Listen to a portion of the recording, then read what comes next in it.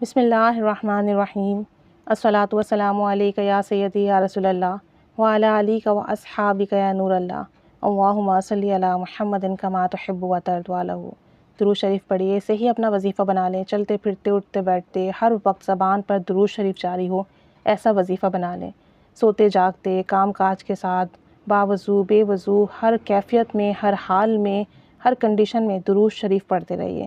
اور کچھ وقت درود پاک کے لیے ایسا مختص کیجئے کہ بس آپ ہوں، تنہائیاں ہوں اور درود پاک ہو، اور تصور میں جو ہے آپ صلی اللہ علیہ وآلہ وسلم کا روضہ مبارک ہو۔ پھر دیکھیں کیسے انوارات، کیسے برکات، کیسی فضیلتیں ملیں گی۔ مواہب اللدینہ میں امام کستلانی نے روایت کیا ہے کہ قیامت کے دن کسی مومن کی نیکیاں کم ہو جائیں گی اور گناہوں کا پلڑا بھاری ہو جائے گا، تو وہ مومن پریشان کھڑا ہوگا۔ اچانک سے رسول کریم صلی اللہ علیہ وآلہ وسلم میزان پر تشریف لائیں گے اور چپکے سے اپنے پاس سے ایک پرچہ نکال کر اس پلڑے میں رکھ دیں گے، اور جیسے ہی رکھیں گے اس کی نیکیوں کا پلڑا وزنی ہو جائے گا۔ اس شخص کو پتہ بھی نہیں چلے گا کہ کون تھے جو اس کا پلڑا بھاری کر گئے، اور وہ جب پوچھے گا کہ آپ اتنے مہربان شفیق کون ہیں، اتنے سخی، اتنے حسین و جمیل کون ہیں، آپ نے مجھ پر اتنا کرم فرمایا، آخر آپ کون ہیں، مجھے جہنم سے نجات دلائی، اور یہ پرچہ کس چیز کا پرچہ ہے جو آپ نے میرے نام اعمال میں رکھ دیا؟ تو رسول کریم صلی اللہ علیہ وآلہ وسلم ارشاد فرمائیں گے کہ میں تمہارا نبی ہوں، اور یہ وہ پرچہ ہے، یہ وہ درود ہے جو تم مجھ پر بھیجا کرتے تھے دنیا میں، اور یہ وہ پرچہ ہے، یہ وہ درود ہے جو تم مجھ پر بھیجا کرتے تھے دنیا میں۔ تو اس درود پاک کے سبب ایک انسان جس کی نیکیاں کم تھیں اور جو جہنم میں جانے والا تھا، آپ صلی اللہ علیہ وآلہ وسلم کی نظر شفقت کے سبب جنت کا مستحق ہو جائے گا۔ تو درود شریف پڑھیے، آج وقت ہے، غنیمت ہے، کثرت سے ورد کیجیے۔ نہ جانے کل موت کے وقت کیا معاملات ہوں، مرنے کے بعد کیا معاملات ہوں، حشر کے میدان میں کیا معاملات ہوں، لیکن کامل یقین اس بات کا ہے کہ درود شریف کی برکت سے انشاءاللہ تعالی ہر جگہ کرم ہی کرم ہوگا، فضل ہی فضل ہوگا۔ امام ابن حجر مکی رحمۃ اللہ علیہ بیان کرتے ہیں کہ ایک سوال شخص نے کسی کو خواب میں دیکھا اور اس سے پوچھا کہ مرنے کے بعد تمہارا کیا حل ہوا؟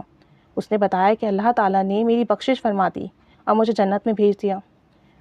وہ سوال شخص نے اس کا سلوک کے سبب پوچھا تو اس نے بتایا کہ جب فرشتوں نے میرا نامہ اعمال تولا، میرے گناہوں کو شمار کیا اور میرے پڑھے ہوئے درود پاک بھی شمار کیے، تو 100 درود گناہوں سے بڑھ گئے، جبکہ باقی سب نیک اعمال سے میرے گناہ زیادہ تھے۔ یعنی دنیا میں جو نمازیں پڑھی تھی، روزہ رکھا تھا، یا غریبوں کی مدد کی، کسی کو کھانا کھلایا، کسی کے کام آئے، جتنی نیکیاں تھیں اس تمام نیکیوں سے، عبادات سے گناہ زیادہ تھے۔ لیکن جب تمام باقی سب نیکیاں اعمال سے میرے گناہ زیادہ تھے، لیکن جو ہی درود پاک کا شمار کیا گیا جو میں نے پڑھا تھا، تو اللہ پاک نے فرشتوں کو حکم دیا کہ اس کا حساب کتاب ختم کر دو، چونکہ اس کا درود زیادہ ہے اس لیے اس کو جنت میں بھیج دیا جائے، اس کا پڑھا ہوا درود پاک زیادہ ہے اس لیے اس کو جنت میں بھیج دیا جائے۔ تو دیکھیں کتنے کرم اور فضل کی بات ہے، ہم ایک درود شریف پڑھتے ہیں اور اس کے بدلے ہمیں 10 نیکیاں ملتی ہیں، 10 درجات بلند ہوتے ہیں، 10 گناہ مٹا دیے جاتے ہیں۔ ایسی کون سی دوسری عبادت ہے؟ ہم باقی جو نیکیاں کرتے ہیں، جو عبادات کرتے ہیں، جو ذکر و اذکار کرتے ہیں، اس کا اتنا ثواب تو نہیں ہے، اتنا فضل تو نہیں ہے، اتنا جو ہے اس کی فضیلت تو نہیں ہے۔ اور دیکھیں تمام نیکیاں جو تھیں جب شامل کر لی گئیں تو بھی گناہ زیادہ تھے، لیکن جب درود پاک شمار کیا گیا تو وہ گناہوں سے بڑھ کر نکلے اور پھر کوئی حساب نہ ہوا، جنت میں بھیج دیا گیا۔ تو سوچیں درود پاک کتنی بڑی نعمت ہے، اور پھر ہم اسے ہر وقت، ہر کیفیت میں، ہر حال میں پڑھ سکتے ہیں۔ تو پھر کیوں نہ ہم ایسی عبادت کو شامل کر لیں اپنی زندگی میں جو دنیا میں بھی نفع دے اور آخرت میں بھی نفع دے۔ امام کستلانی اپنی کتاب میں فرماتے ہیں کہ جب آدم علیہ السلام کی تخلیق کے بعد حضرت حوا علیہ السلام کی پیدائش ہو گئی تو حضرت آدم علیہ السلام نے ان کا قرب چاہا۔ اللہ تعالیٰ نے فرشتوں کو حکم دیا کہ پہلے ان کا نکاح ہوگا، اور مہر کے طور پر دونوں کو حکم ہوا کہ مل کر 20 مرتبہ حضور صلی اللہ علیہ وآلہ وسلم پر درود پڑھیں۔ ایک روایت میں ہے کہ 3 مرتبہ درود پڑھنے کا حکم ہوا۔ چنانچہ انہوں نے درود شریف پڑھا اور حضرت حوا علیہ السلام ان کے نکاح میں آ گئی، ان پر حلال ہو گئیں۔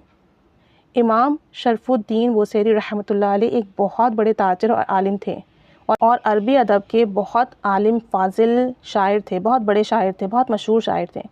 انہیں اچانک فالج ہو گیا، اب بستر پر آ گئے۔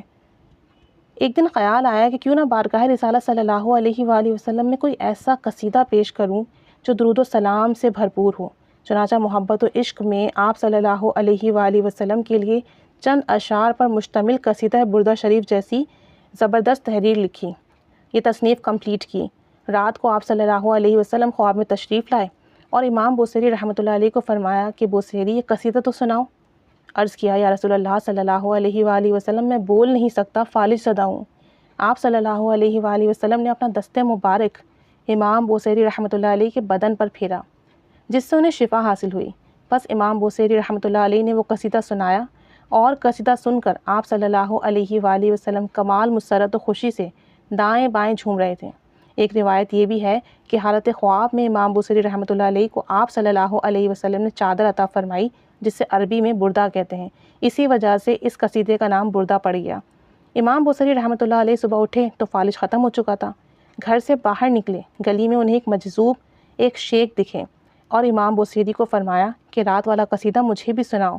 امام بوصیری رحمۃ اللہ علیہ یہ سن کر حیرت زدہ رہ گئے، کیونکہ ابھی تک کسی کو نہیں پتا تھا کہ انہوں نے کوئی قصیدہ لکھا ہے، اور پوچھا کہ آپ کو یہ کیسے معلوم ہوا؟ تو انہوں نے کہا کہ جب تم حضور نبی کریم صلی اللہ علیہ وآلہ وسلم کو قصیدہ سنا رہے تھے اور آپ صلی اللہ علیہ وآلہ وسلم سن کر خوشی سے جھوم رہے تھے تو میں دور کھڑا سن رہا تھا۔ شرح قصیدہ بردہ۔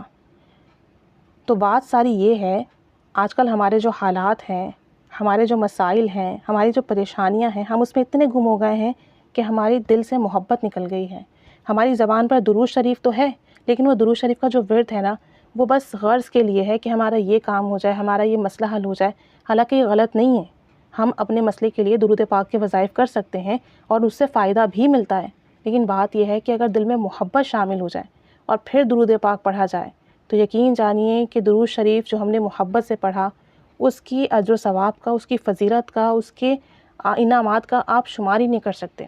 جو ہم نے غرض کے لیے درود شریف پڑھا، بے شک ثواب اس کا بھی ملے گا، لیکن جو ہم نے محبت میں پڑھا اس کا تو شمار ہی نہیں ہے۔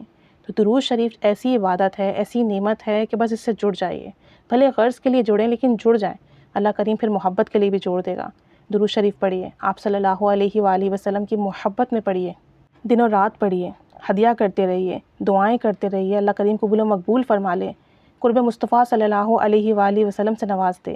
دنیاوی کام تو ٹھیک ہو ہی جائیں گے، لیکن دیکھیے آپ کی آخرت سنور جائے گی، آپ کی موت کے بعد کے معاملات اچھے ہو جائیں گے، جنت میں آپ صلی اللہ علیہ وآلہ وسلم کا قرب مل جائے گا، انشاءاللہ تعالی ایمان پر خاتمہ بالخیر نصیب ہو جائے گا۔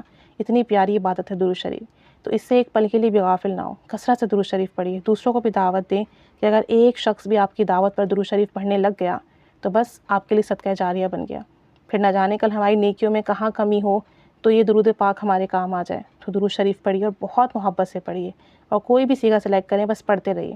اللہ کریم ہمیں بھی بے پناہ محبت سے کثرت سے درود شریف پڑھنے والا بنائے، آمین بجاہ النبی الآمین صلی اللہ علی محمد صلی اللہ علیہ وآلہ وسلم۔